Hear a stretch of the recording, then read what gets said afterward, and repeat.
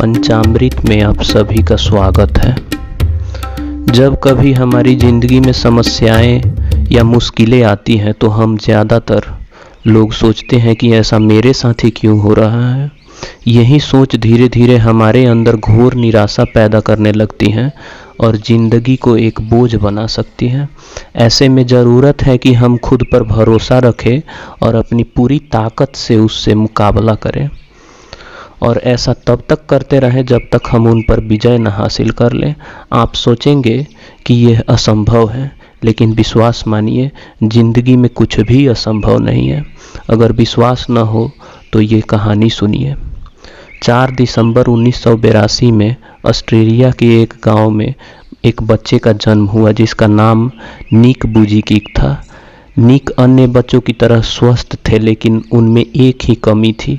वे फैकोमेलिया नाम के दुर्लभ विकार के साथ पैदा हुए थे, जिसके कारण उनके दोनों हाथ और दोनों पैर नहीं थे।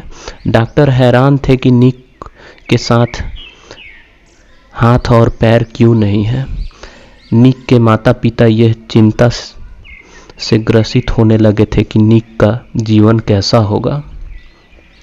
एक बिना हाथ पैर वाले बच्चे का भविष्य कैसा होगा। बचपन के शुरुआती दिन बहुत मुश्किल थे। निक के जीवन में कई तरह के मुश्किलें आने लगी थी। उन्हें न केवल अपने स्कूल में कई तरह की मुश्किलों का सामना करना पड़ता था, बल्कि उनकी विकलांगता और अकेलेपना से वे निराश के अंधकार में डूब चुके थे।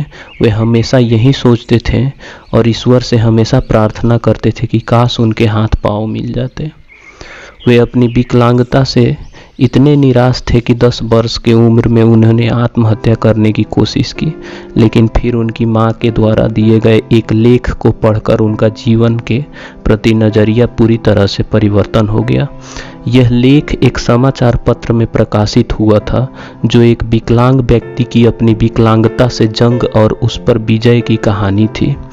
उस दिन उन्हें यह समझ में आ गया कि वे अकेले व्यक्ति नहीं हैं जो संघर्ष कर रहा है। निक धीरे धीरे ये समझ चुके थे कि वे चाहे तो अपनी ज़िंदगी को सामान्य तरीके से जी सकते हैं।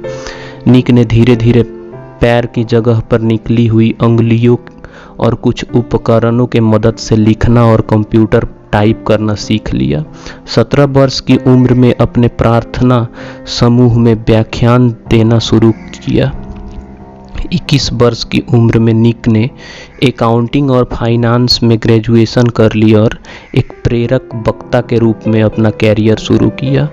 उन्होंने एटीट्यूड इज एटीट्यूड नाम से अपनी कंपनी बनाई और धीरे धीरे निक को दुनिया में एक ऐसे प्रेरक वक्ता के रूप में पहचाना जाने लगा जिनका खुद का जीवन अपने आप में एक चमत्कार है। उन्होंने प्रेरणा और सकारात्मकता का संदेश देने के लिए लाइफ विदाउट लिम्स नाम से गैर लाभकारी संगठन भी बनाया है।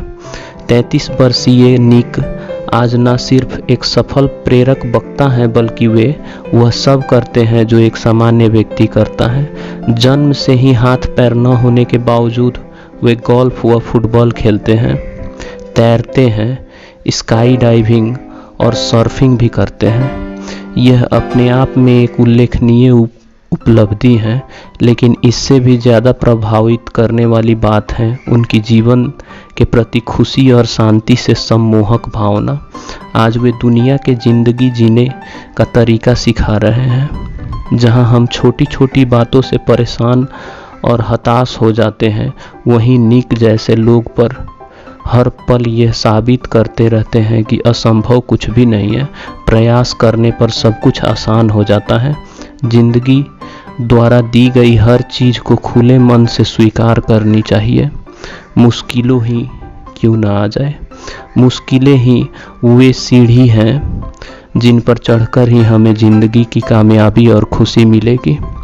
जो हमारे पास है उसके लिए धन्यवाद दें। जिंदगी की मुश्किलों को अपने के बीच रख दो, या तो अपने रहेंगे या फिर मुश्किलें। धन्यवाद।